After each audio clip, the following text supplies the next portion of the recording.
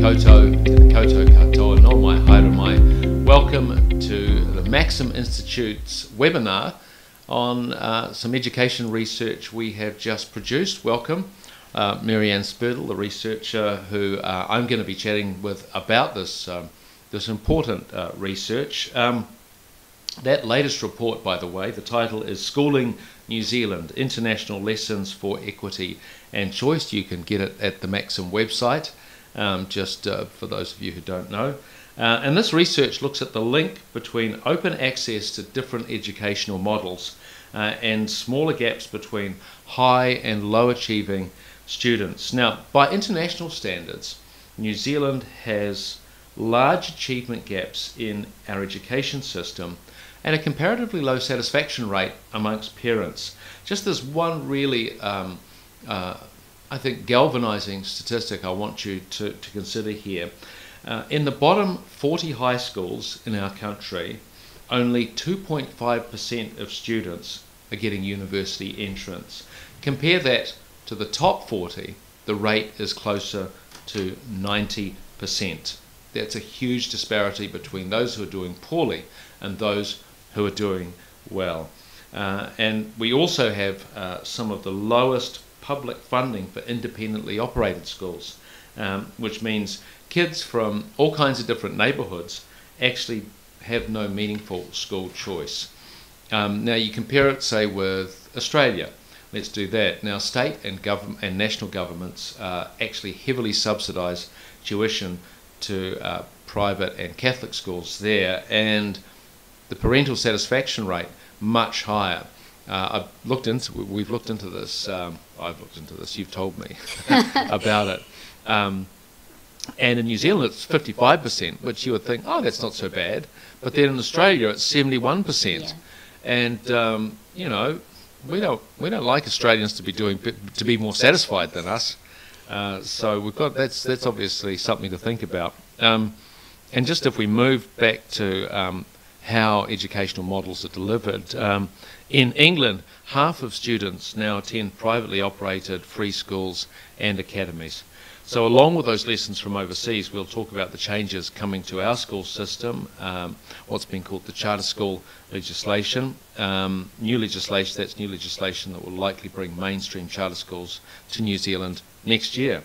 What will be different from the partnership schools experience of the 2010s, and what's the evidence for charter schools from overseas, which I think will be very helpful. Look, we want to hear your questions. Put them in the live chat. If you could just do capitals first, question, and then your question as in normal rendition. That's just so that it gets my attention. So thanks again, Maryanne. Great to have you with us all. Let's start off very, very simply. What is a charter school?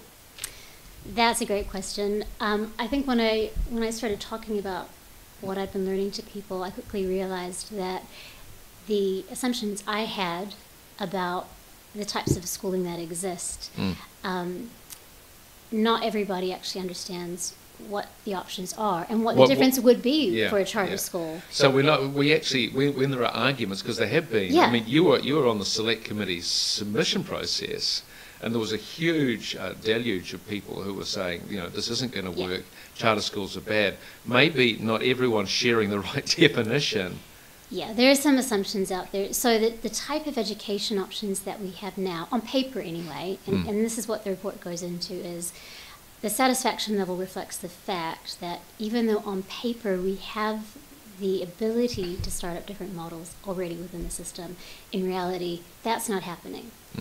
So access to different models of education is not equal. The types we have are the standard public schools. Like 100 years ago, it was kind of normal. States or localities funded public schools, and then if you wanted to do something different, you paid So that's tuition. your local school that's paid for by the government. You have to go to the local fair once a year, and maybe you pay a few low-level school fees, but no one pursues you for them. And most developed countries from the 1800s when they developed.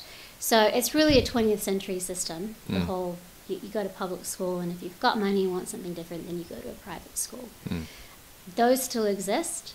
A few decades ago, the extensive Catholic school network was facing insolvency, and so rather than absorb all those students, the government came to an agreement. The state integrated schools were developed, so they get to retain some of their character. They still have to, like state schools now.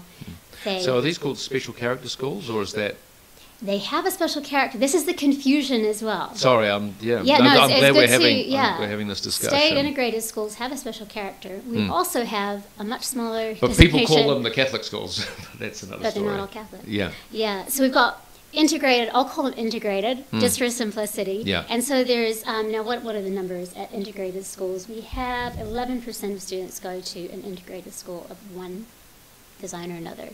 They're not all Catholic, they're not all religious, but they provide an opportunity for kids to go to a school where their tuition is funded by the state. The school has to sort out the property, so sometimes there are fees because they're not fully funded.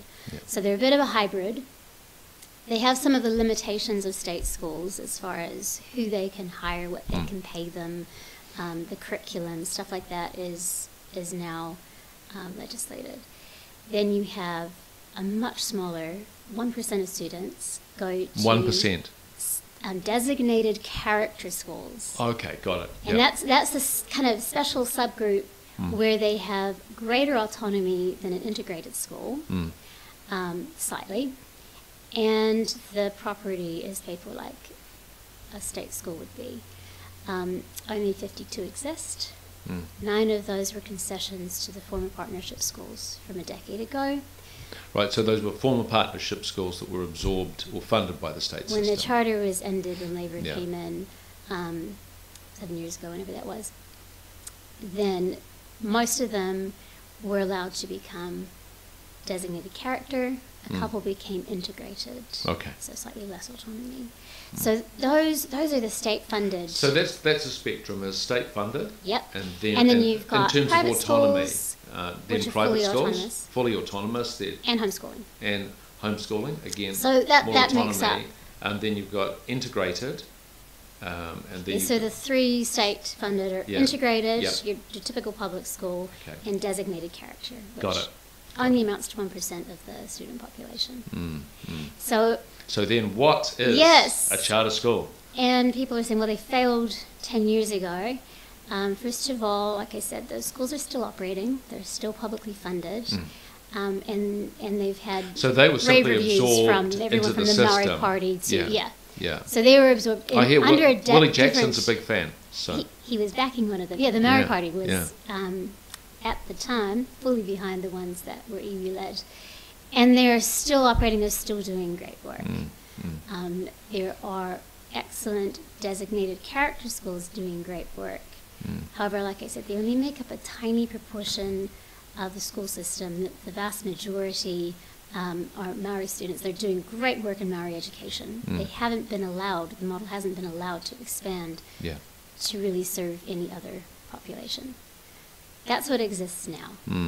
The special the partnership schools that existed 10 years ago, they were set up with the design to serve priority students. So 75% plus had to be in some category, Maori Pacifica, special learning needs.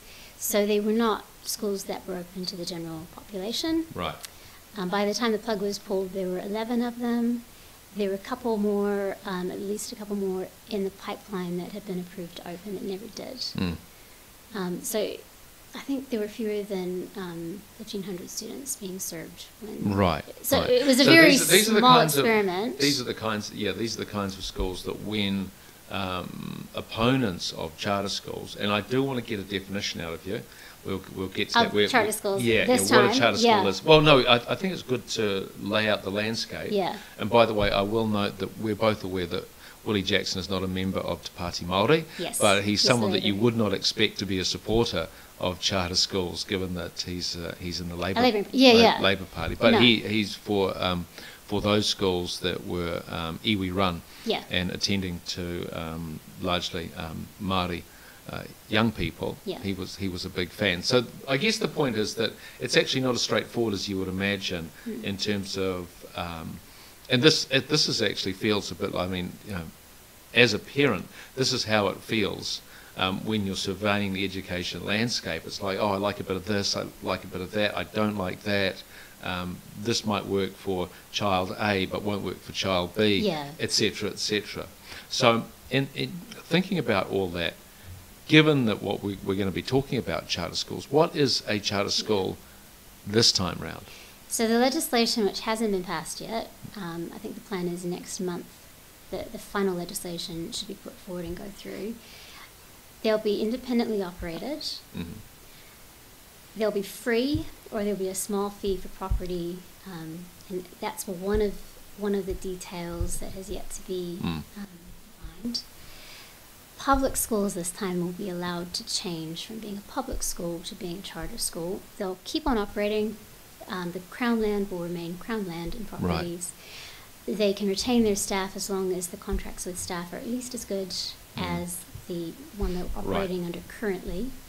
And any student who was within zone previously will still be guaranteed access. Right, will still be guaranteed. Yeah. Wow, that's fascinating. But are you hearing, like, is there a likelihood that some currently state schools will become charter schools? Yeah, there are 35 lined up.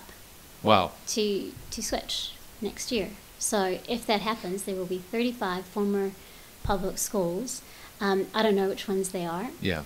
I know people who are applying for new charter schools. I've spoken to some of them, and they're looking at doing what charter schools are kind of advertised to be, which is they're instigators of choice, of options, of different models.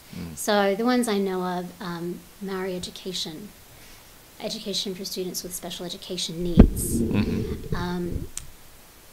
students whose parents are looking for classical education or other types of special educational philosophies. So these are things that are either sparse or they're non-existent in the public system. So is there anything because we've got 4 boys. Yeah. And boys hate to sit down. Yeah. They hate to be inside. They'll start punching each other in the nose after about 20 minutes. Yeah. If they do. I'm just curious. I know at least one of the potential ones is specifically a boys' school that emphasizes sports. So, like you said, different kids have some like big classrooms, big schools, some need more intimate spaces. I think that's the thing as a parent, when you're starting to talk about choice, is that you've got disciplinary measures with one child that will work. They won't work, the same measures won't work with another child because every child is different. Yeah. And this attends to, this is I think what we're trying to see here is a bit more choice for parents. So kids won't all go to the same school. They may go to different schools under this regime. Yeah, exactly. So one of the things that is the selling point is choice.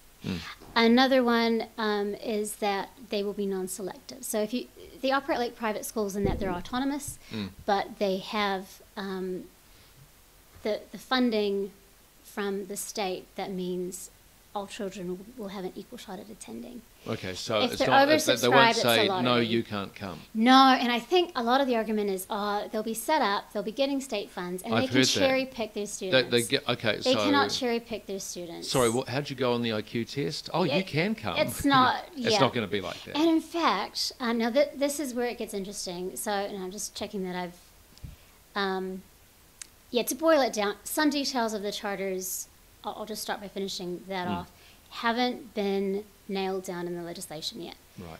One of the requirements will be that they have to meet attendance targets and they have to meet performance targets. So the kids will have to be progressing at least as well as they would have been in So there will have to be assessment models put in. Exactly. I think we're going to get to that. That's an unknown. Yeah. Yeah, and I don't know what that's going to look like. I mean, the whole system is a bit weak on assessment, being able to measure things and know what works and what doesn't. You're talking about the whole education system within New Zealand at the moment. Yeah. So it's not, it's not something that just needs to be done to track charter school progress and to be able to see, are they meeting the requirements? Should they be able to continue operating? The whole system needs to be able to show which students need additional help, which schools are excelling, what models need to be replicated elsewhere. Yeah. So that's one of the unknowns. But the legislation that's going through is going to, instead of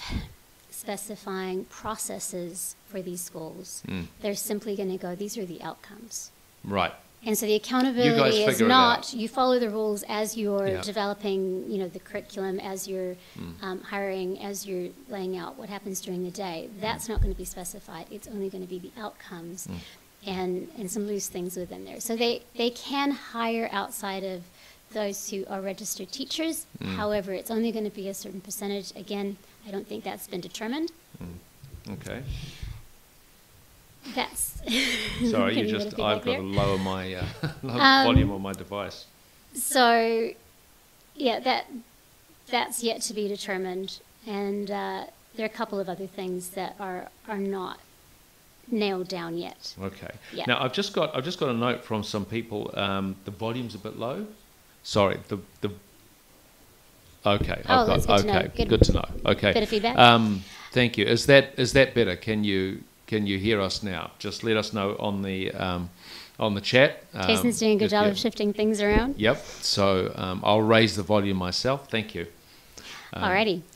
So that is the legislation that's due to go through. In doing this research, I looked overseas. So as you've mentioned, in the UK, over the past 20 years, they had first academies, which were selective. They were set up for certain types of students, so not all who applied got in, and then they opened free schools. So these are independently operated, free to attend, and the free schools are non-selective. Okay. And about half of kids, as you said, go there now. Go to the free schools. Yeah. And do they still have the same assessment model in that the kids have to reach a certain level, or there has I to don't be, know what they require of them assessment-wise. There will be, obviously. Yeah. If a school is not being operated well, then there'll be measures to make sure that the management changes. In the States, they've got a charter school. Different states have different models. Yep. Most states now have charter schools. Some are just limited to certain areas. They're often in low socioeconomic areas. That's where the demand is the greatest. There's actually one school. I want to jump back to the English experience. Yeah. Is it the Michaela School? That gets a lot of press in London. That gets a lot of press, just because that sounds like a very unique kind of school. Tell us more about it. It's sort of unique and sort of isn't, and actually it kind of mirrors a lot of what's happened in the States, going back another probably 10, 15 years earlier than in the UK. That I was listening to a podcast with a principal, and one of the interesting things to come out of her story, she's a black woman in London setting up this school, and it's been controversial because it's seen as overly strict. Right, so how strict? What's the... silence in the hallways. I don't believe so. Okay. Silence in the hallways. Wow. The routine is very, you got to be in places on time, right. And even the lunches are structured. And there's a real pushback against any attempt to return to that kind of education. But her comment is that there aren't many white kids at the school. And first I have to mention that they regularly are top of the tables. So this is low socioeconomic area, but high rough area achieving. of London, but topping, Not many white kids go there. And she said it's because their families tend to prefer a more relaxed approach to education. Right. Like we said, different strokes for different folks. This is choice. But in her neighborhood, there is demand for that kind of chaos-free environment for obvious reasons. So I think it's important to keep in mind that when we say choice, there are vastly different models of educating kids.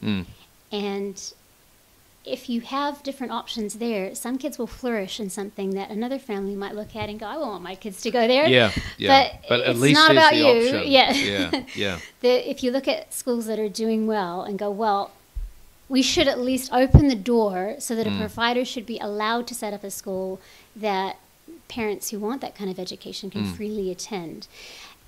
this gets us... The important thing about this is it's not just people prefer it. Looking at OECD data, and this is where everything kind of came back to, is the people who are tracking what's going on across multiple countries in the developed world.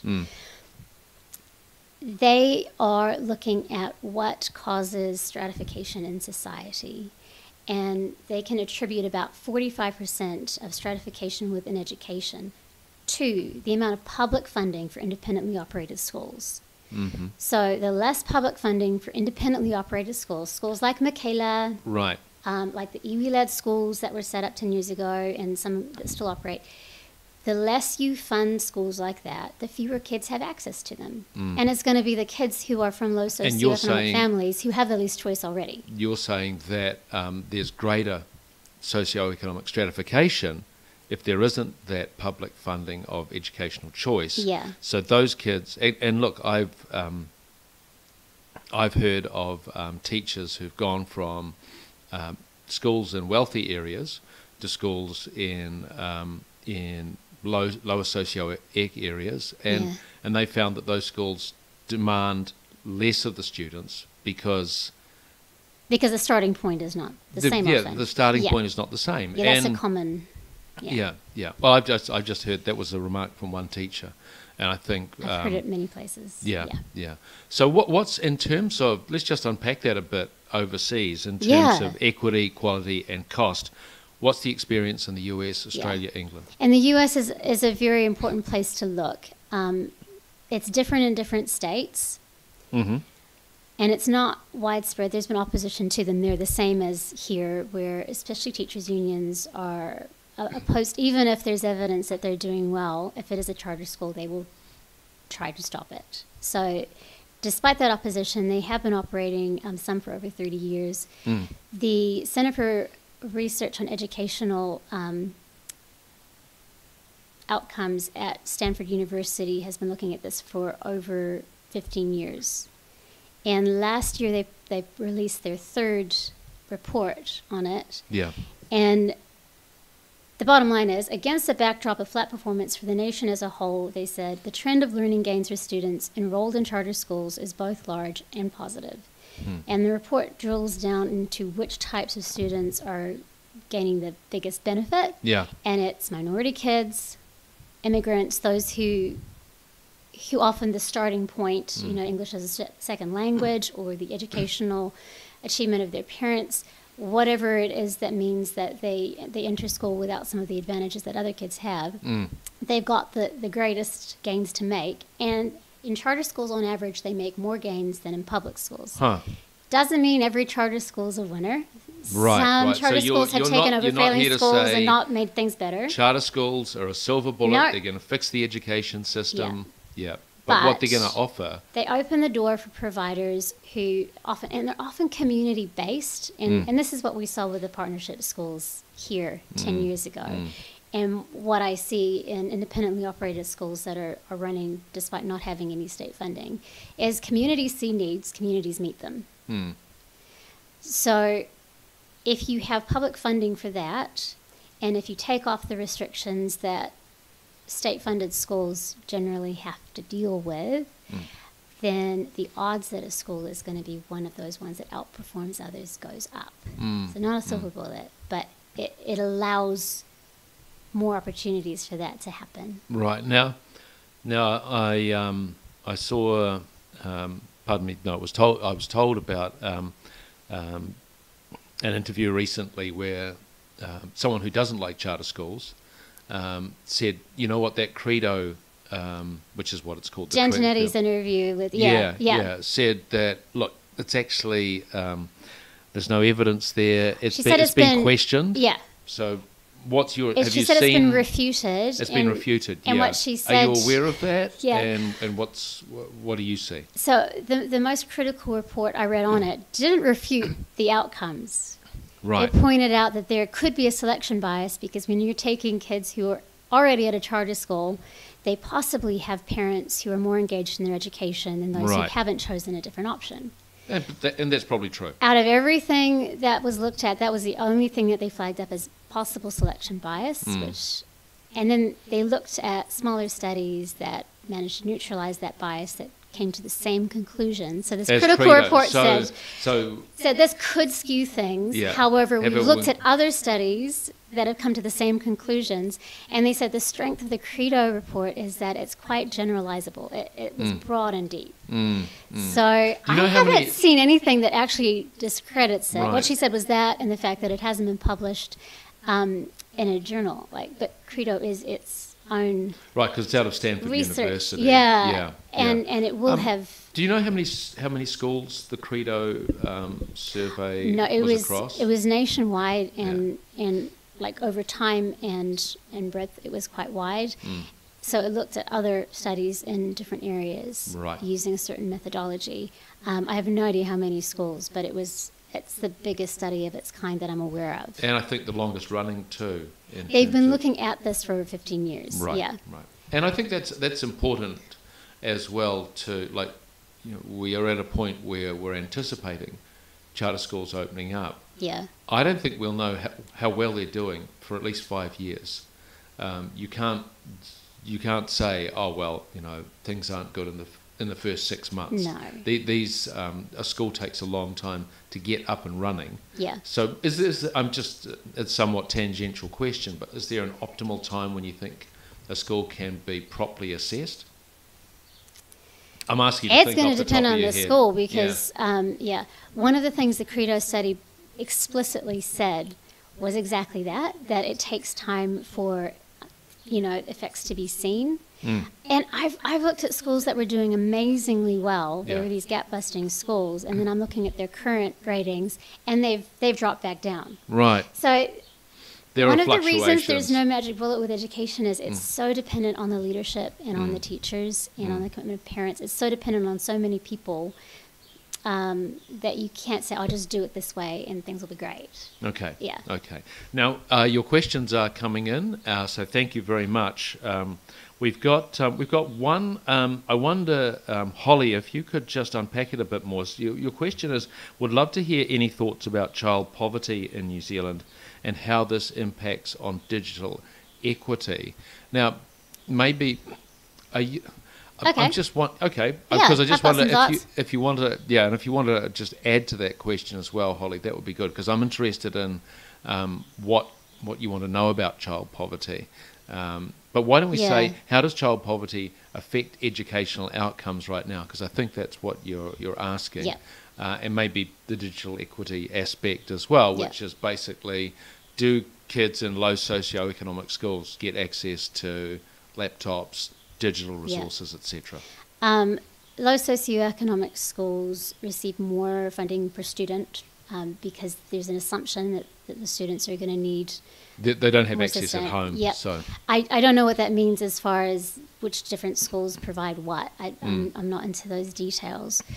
As far as poverty and learning goes, there are two things. One is poverty is generally linked with other things, which means when a kid starts school, everything from their vocabulary to the number of books sitting around their home are likely to be smaller. And so their starting point, they're starting from the powerful knowledge that needs to be explicitly taught to them is going to be more than a student who's kind of been soaking in stuff that might be familiar when they get to school. So obviously poverty is linked with that. Poverty's not solely material, it's multivalent. No. And poverty, really a factor of poverty is lack of choice. If you're poor, you have fewer choices. Often it means you've got fewer positive inputs leading up to starting school, but as you start school, a family who has less money has fewer choices. So and that's, in this conversation, the possibility that there might be one or two different schools that are free to attend will offer more choice.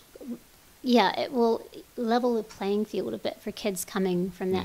As far as digital access goes, and this is a pure hypothetical, but I know that some of the operators of partnership schools 10 years ago, because they had free reign over their budget and they didn't have 80% locked up in this has to be paid to teachers who are on this rung and there's no way of, you're locked in. They were able to, get a better lease agreement, get uniforms for kids, presumably provide devices, they're able to shuffle around funding as they see fit. Right. They So get this there's much greater funding per flexibility. student, and who they hire, what they pay them, they have a lot more control over that. So they can allocate funds to where they see the needs are greatest in a way that public schools don't.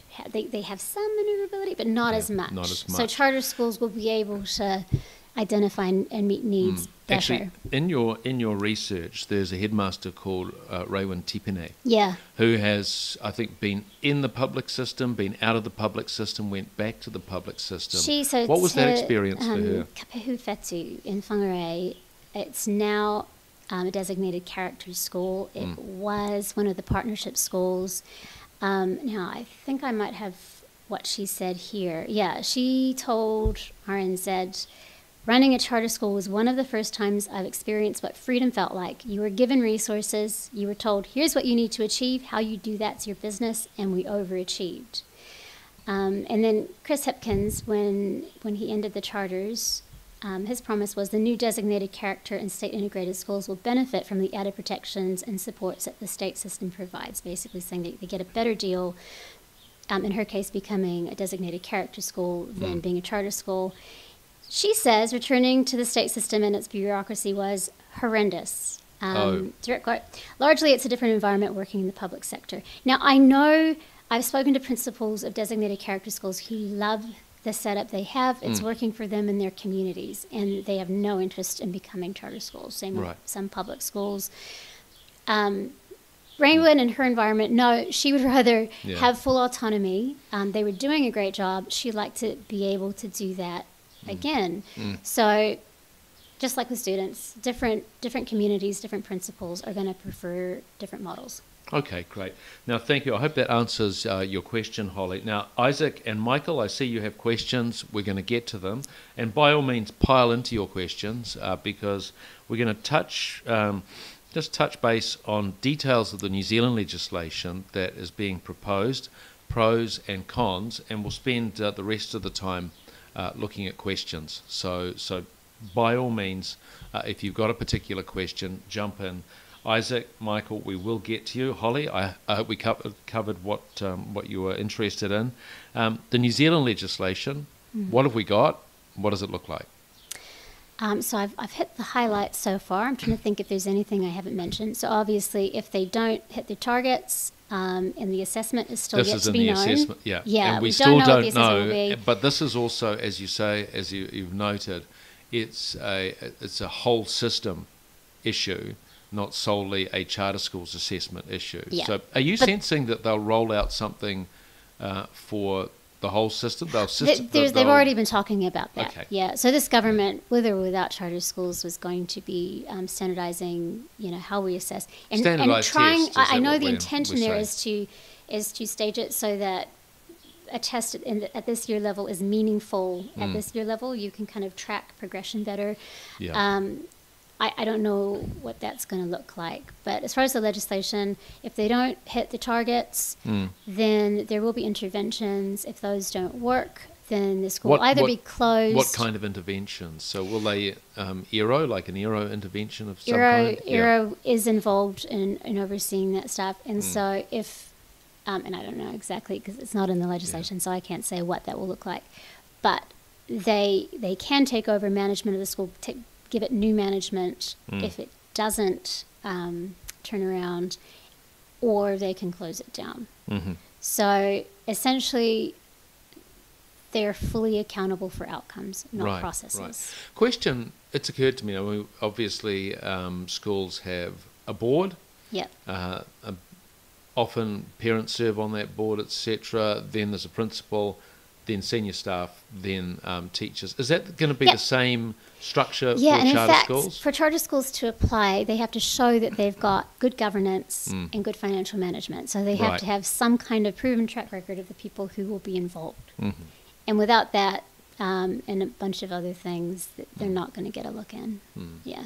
What is in the legislation that, as you're seeing, and as I mentioned, you made a written submission to the select committee on the issue, and then they invited you quite swiftly to make an oral submission. Yeah. Are there any uncertainties you have about the legislation as you're evaluating it? Mainly around the assessment. And that's, I need to know more. That I think everybody does. Yeah. Yeah. What does that look like? And that's, like I said, a big curly thing for the whole system. Because of the way it's written, there's no big red flag that this is going to skew things in an unhealthy way. The per student funding is supposed to be matched to public schools. Right, because that's one of the arguments that's made by opponents of the charter school system is like, they pour a bucket of money into these selected students who will perform well anyway, and privatisation will produce waste and profligacy. Yeah, profit-making institutions will come in. And do you accept that? It wasn't set up well last time. Okay. There wasn't sufficient oversight, and there was one school that didn't get management in order that started losing students and couldn't maintain staff. It was in a rural area.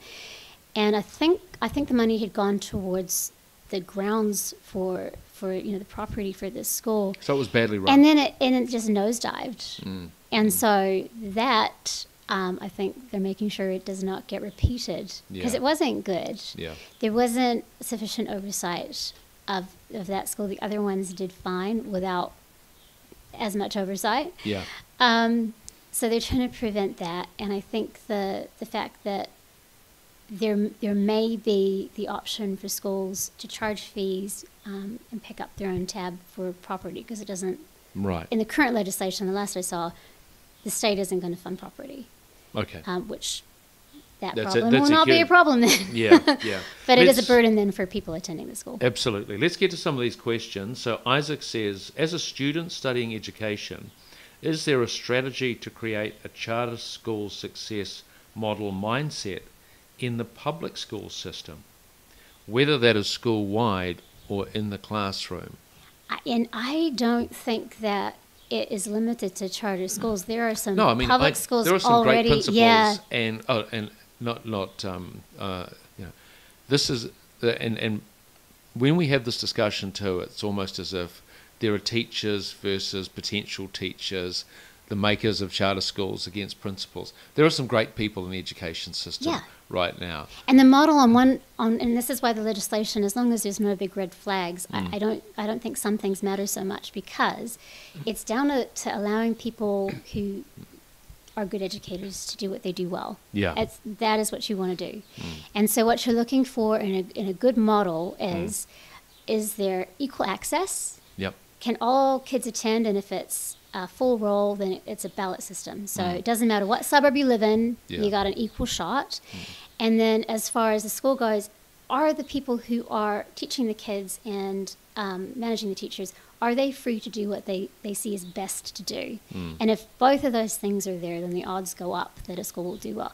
There are public schools. So that could happen in the public system. That are doing that. Designated character schools.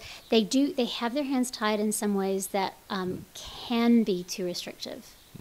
And like Ray Tiffany said, she finds it horrendous. For her, it's way too... That's the bureaucratic constraints of being a part of the public system. I just want to go back to something that you did raise, which is school roles. So public schools typically don't have the ability to control their roles. No. Now, that's because there may be... it may be because of immigration. Kids are pouring into a particular area, and that puts pressure on the public school system. Yeah, about 20% of schools are oversubscribed. Oversubscribed. System, yeah. Do you have any idea by how much? How many students are? No, I don't know.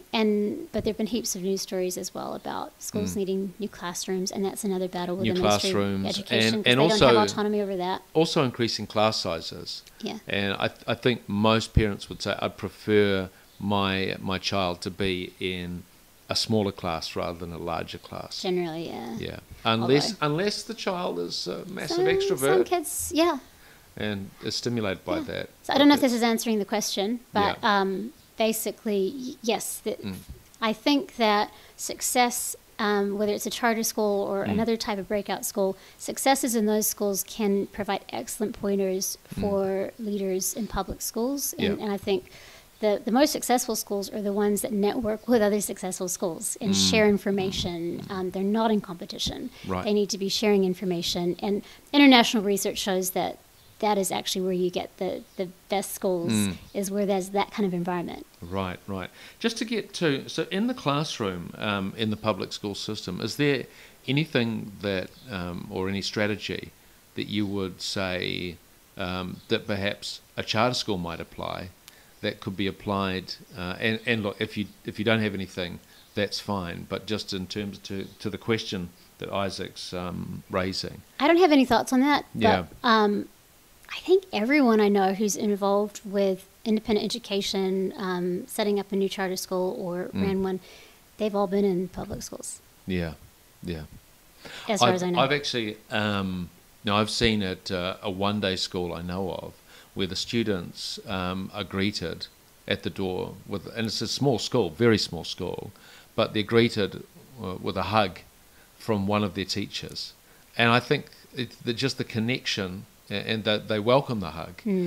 That sense of connection with the kids as on a human relational sort of platform is really important. Yeah. So look.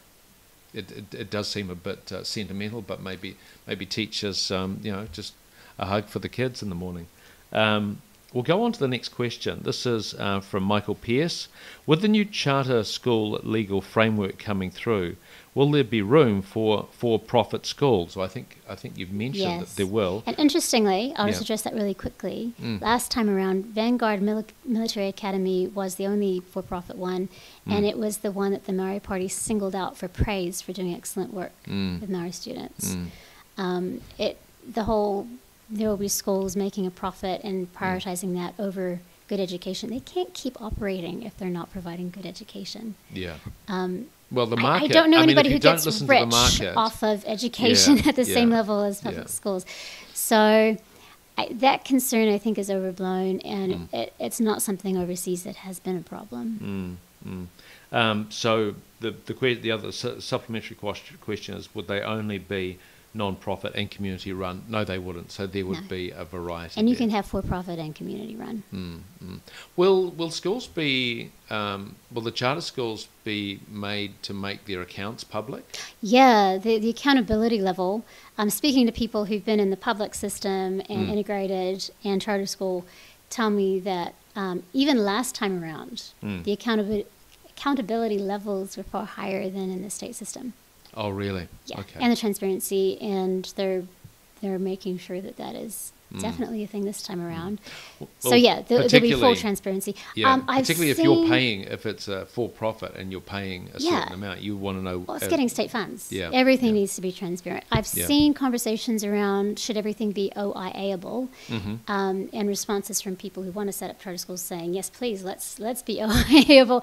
I don't know if that's going to be in the legislation or not, but why not? Yeah. Would you be for that? Yeah. Yeah. Yeah. I because think that you think transparency only helps. Yeah. Okay. Next question is from Laura Claire Gavin. Pardon me. What options exist in New Zealand to get involved in charter school advocacy? I have 15 plus years of experience with charter schools in the US and would love to get involved now that I'm here in New Zealand. Email me and tell me what you know. This is a selfish request, but I'm not a teacher. So the more conversations I have with people who've been on the ground, the better. And that get involved. That email is Maryanne. It's maryanne.spurdle@maxim.org.nz. I'll say it again. Maryanne, MARYANNE.spurdle, SPURDLE @maxim.org.nz. I look forward to hearing from you. And I can put you in touch with people I know who are doing work on the ground. I don't know of any broad advocacy other than just, people made submissions and are talking to one another. You could go through the submissions. And share this paper with people. And I'm come not on the here. website, and I think you'll also you read the paper, you'll see there are people that you've spoken who are for charter schools, people who are against charter schools, and that's the way we do research here. And I just want to say again, this is not a magic model.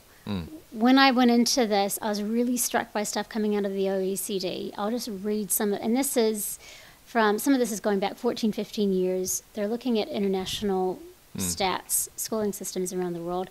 And these are the statements. Many of the world's best performing education systems have moved from bureaucratic command and control environments towards school systems in which the people at the front line have much more control of the way resources are used, people are deployed, the work is organized, and the way in which the work gets done. The past was about quality control. The future is about quality assurance. The challenge is that such system transformation cannot be mandated by government, which leads to service compliance. The past was about public versus private. The future is about public with private. This was Andreas Schleicher, who is one of the people who developed the PISA assessment.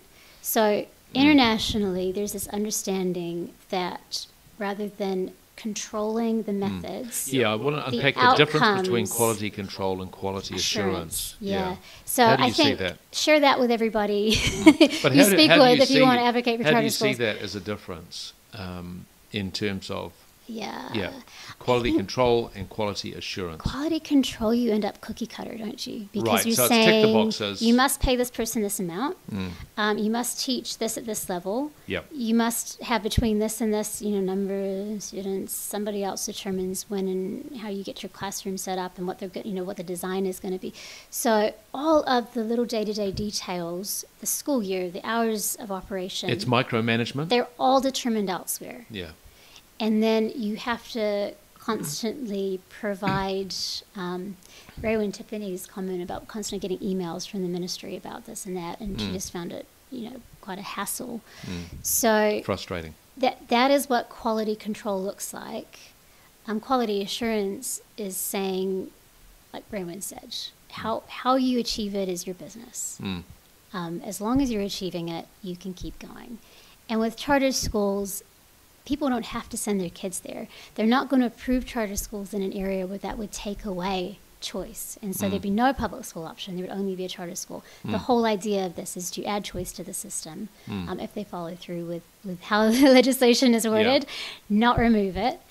So that will provide more options that have quality assurance as the bottom line. There will be other models. So if they're not doing their job, parents will not choose to send their kids there because parents will have the choice between a charter school and something else. And if the charter school isn't doing what people want it to do, then kids won't go there. And look, there's when you go to a school, there's like this this shadow market on teachers. So which teacher do parents like? Yeah. And, someone stocks up, someone stocks down. Parents they're really galvanized by the educational options for their kids, even in a micro way. So it's like this teacher does X and Y well, but don't so much love A and B, for example. I'm interested, just in I had a thought. I've lost it. We'll get back to that. Let's go to the next question, which is from Michael Pierce again. Why would a private school not want to become a charter school and get funding for students? It's not allowed to. Right. If you're a private school. Do you know why that is? Well, I think possibly so that people who go, it's just so that, wealthy schools can cash in. There are probably a number of reasons why a private school might not want to, including funding levels. Because if you can't charge tuition, you are limited to what a public school gets per student. In countries that have, so I haven't mentioned the stats, but so in England, 6% of kids are still at private schools, even though we've got about half going to free publicly funded, privately operated schools. There's still 6% of kids going to private schools.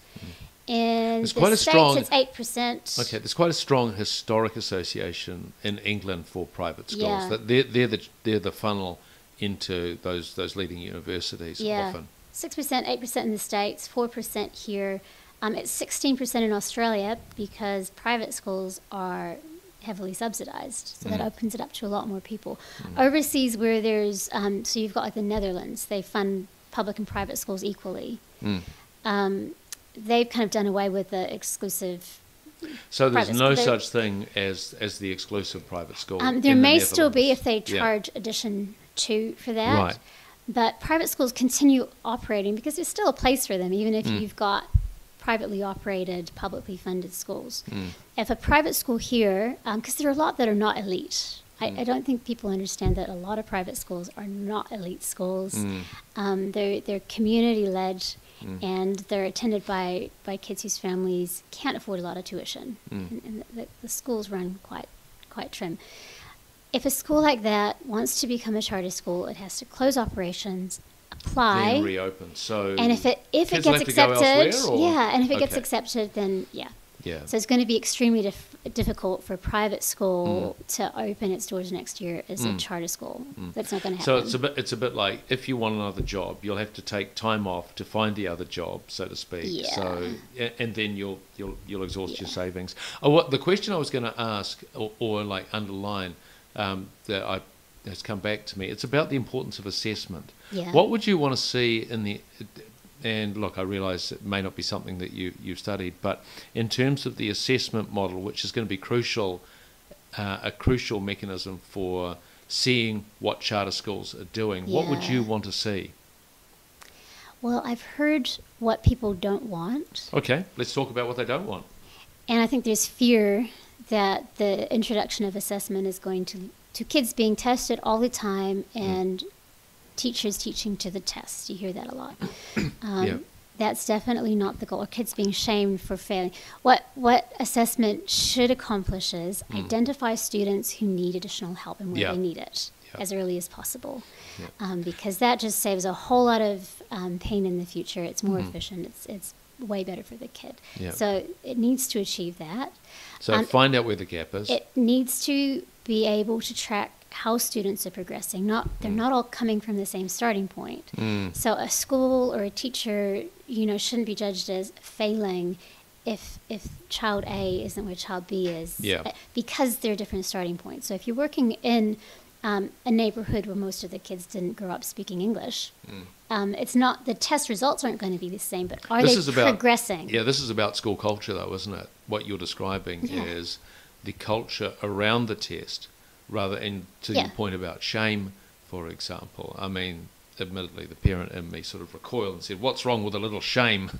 But I do. You don't want to take away the hopefulness It's that not kids about have ranking kids at classrooms. Yeah. It's about saying, to get better. where are the needs that we need to meet, identifying them, meeting them, and then just being able to figure out what works, because there's Yeah. a real lack currently in the system. This is one of the problems.